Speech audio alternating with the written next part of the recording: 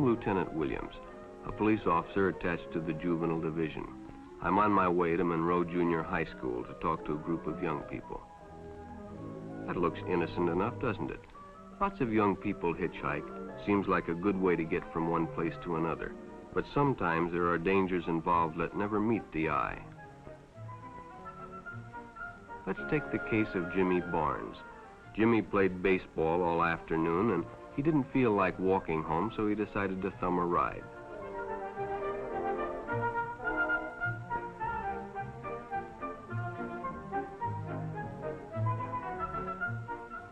He'd done it 100 times before, and he didn't think anything was unusual when the driver struck up a friendly conversation.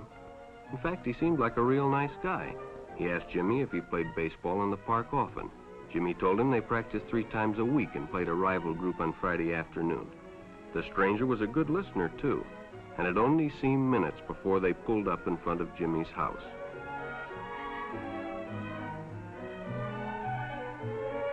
When Jimmy got out, the stranger gave him a friendly pat.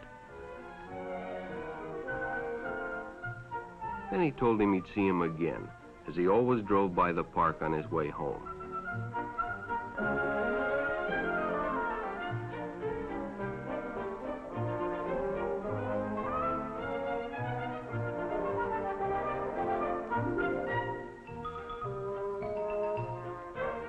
Sure enough, the following day, when Jimmy finished playing ball, well, the man was there waiting.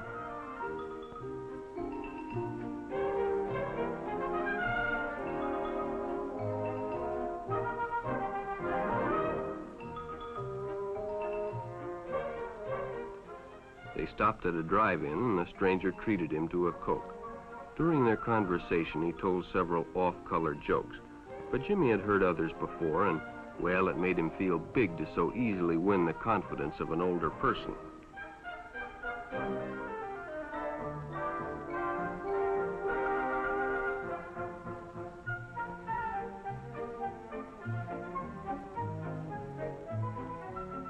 The following Saturday, they went fishing together. By now, they were using first names. Ralph said it was more friendly.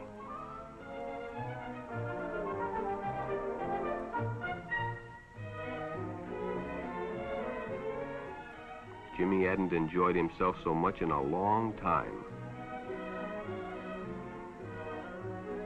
Then during lunch, Ralph showed him some pornographic pictures. Jimmy knew he shouldn't be interested, but, well, he was curious. What Jimmy didn't know was that Ralph was sick, a sickness that was not visible like smallpox, but no less dangerous and contagious, a sickness of the mind. You see, Ralph was a homosexual, a person who demands an intimate relationship with members of their own sex. But by now, Jimmy felt a fondness for Ralph, and they continued to go places together. Ralph was generous and took Jimmy many interesting places and did many nice things for him. He bought presents and even gave him money, but payments were expected in return. You see, Jimmy hadn't recognized Ralph's approach soon enough. When Ralph first asked Jimmy to go fishing alone, he should have discussed it with his parents or teacher. Finally, Jimmy told his parents, and they reported it to the juvenile authorities. Ralph was arrested, and Jimmy was released on probation in the custody of his parents. But all homosexuals are not passive. Some resort to violence, as in the case of Mike Merrick.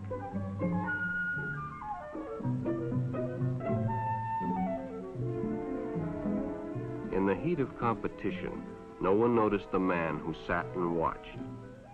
And when the game broke up and the others left, Mike decided to stay and practice a little longer.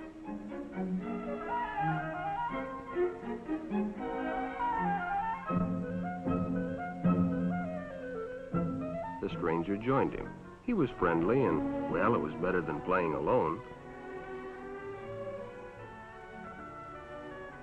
But after a few shots, Mike realized he had already overstayed his time and suggested he better leave. The stranger told him if he'd like to stay longer, he'd be glad to drive him home when they finished. Sounded great to Mike. Chance to play longer and get a ride home, too.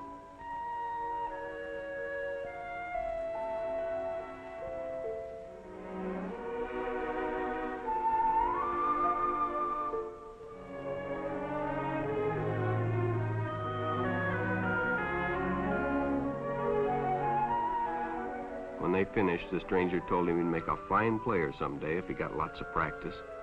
The companionship, the praise, the friendly attitude dispelled any misgivings Mike might have had about going with a stranger. He probably never realized until too late that he was riding in the shadow of death. But sometime that evening, Mike Merrick traded his life for a newspaper headline.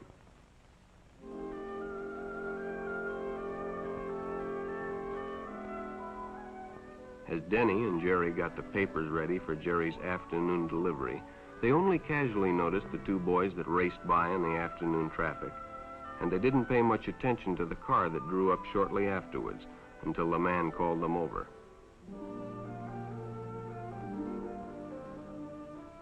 Had two boys been by on bicycles? The boys nodded they had. Could they recognize them if they saw them again? Well, Denny guessed he could. Then hop in, the man said. Those are stolen bikes. Without giving it another thought, Denny got in and the car sped away. Jerry watched. He'd been told many times, if a friend got in a car with a stranger, to write down the license number. It didn't seem to apply, but, well, fortunately, he marked it down.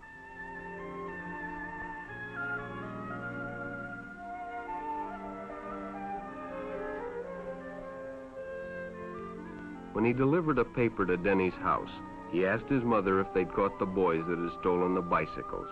Denny hadn't returned, so he told her the story and gave her the paper with the license number.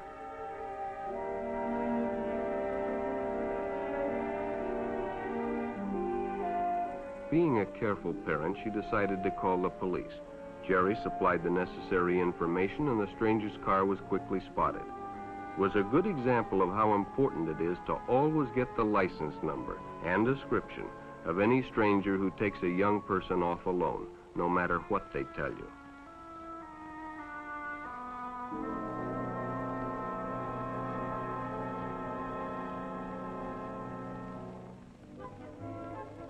Public restrooms can often be a hangout for the homosexual.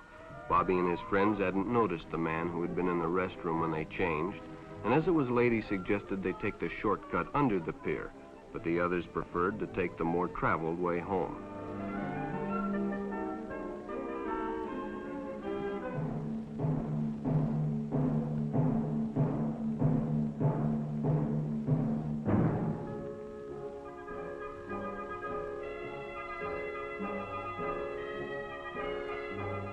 When Bobby recognized the stranger as the man in the restroom, the shortcut under the pier didn't seem like a good idea at all.